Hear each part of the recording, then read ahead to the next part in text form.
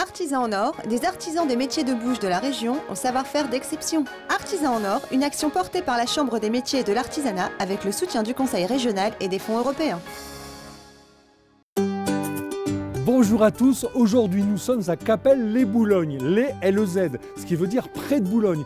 Et je vous invite à rencontrer Carole et David Capron. Et on va vérifier par la fenêtre s'ils sont là.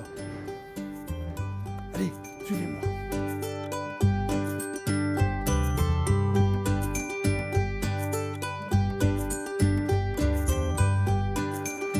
Bonjour Carole. Bonjour Yannick. Merci de nous recevoir dans cette magnifique boutique. Merci. Alors c'est une boutique ancienne, c'est une boutique récente? C'est une boutique qui a déjà de l'âge, mais nous, ça fait 23 ans que nous sommes ici sur la Capelle-les-Boulognes. Là, vous avez tout refait? On a tout refait d'année en année, et là, depuis 4 ans, on a refait vraiment notre laboratoire que vous voyez ici. Carole, pourquoi être artisan en or? Alors artisan en or parce que nous avons voulu absolument prouver à notre clientèle que nous faisions du produit maison et artisanal. C'est pour ça que vous avez installé une vitre, on peut voir ce qui se passe dans l'atelier. Exactement. Et même de l'extérieur, j'ai passé la tête, de l'extérieur, on voit ce qui se passe aussi dans votre boucherie. Alors vous faites boucher, ensuite charcuterie et traiteur. Traiteur. Et alors traiteur, vous avez une spécialité? Oui, la ficelle picarde pour le rayon traiteur et pour la charcuterie, le pâté de lapin. On m'a dit qu'il travaillait le gibier. Oui, tout à fait. En cette période de fête de fin d'année, on travaille énormément le gibier. On va aller retrouver David qui est à mon avis en train de travailler. Tout à fait. On y va? On y va. Allez.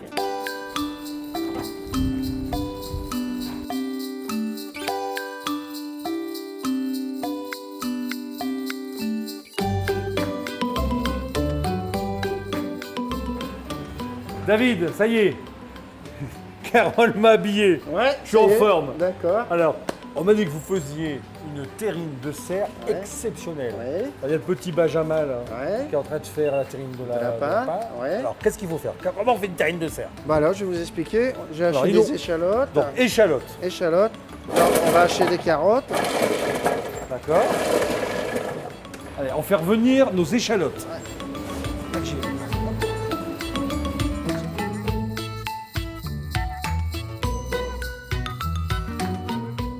Alors, le petit truc de David pour caraméliser ses échalotes. Hop, quelques sucres.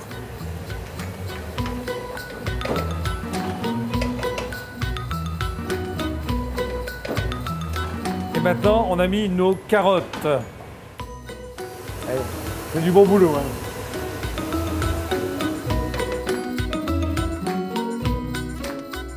On va déglacer avec un petit peu de vinaigre de framboise. Vous arrosez un petit peu partout. Encore un petit peu.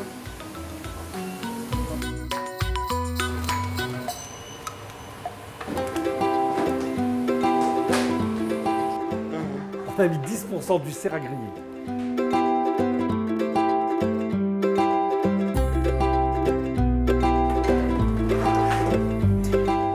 Ça, c'est le petit truc de David, les foies de volaille.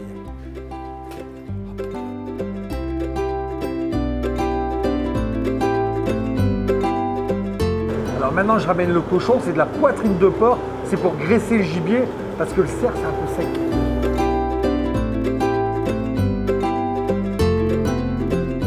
Alors pour coller notre recette, on met du blanc d'œuf, parce que ici, chez David et Carole, pas d'additifs, pas de produits chimiques. Tout est naturel. Hop. Les cèpes trempés dans du lait. Donc on remet le lait. Sel, poivre et l'épice. Mais ça, c'est le secret de maison, on ne peut pas le dire. Hein. Oh, qu'est-ce que ça sent bon! J'aimerais bien que vous soyez à ma place. D'accord. Voilà. Alors c'est quoi la crépine? C'est un morceau de porc qui fait partie de la rate. Ça va servir à ne pas dessécher la terrine. Quand on a mis sa crépine ensuite, qu'est-ce qu'on doit faire? On doit la laisser reposer 24 heures en chambre froide et on la cuira que demain. Il ne faut jamais cuire une terrine tout de suite, il faut laisser les parfums se faire naturellement. Direction la chambre froide pendant 24 heures et après on la cuit pendant combien de temps? Environ 4 heures à 150 degrés. 4 heures à 150 degrés. On va marier. Voilà. Pendant que notre terrine est en train de reposer, Moi, je pense qu'on peut peut-être goûter la terrine de lapin. Hein, c'est pas merveilleux, ça? C'est merveilleux. Voilà, ça c'est la spécialité du magasin. Parfois, la vie est belle. Au revoir et à la prochaine fois. Artisans en or, des artisans des métiers de bouche de la région au savoir-faire d'exception. Artisans en or, une action portée par la Chambre des métiers et de l'artisanat avec le soutien du Conseil régional et des fonds européens.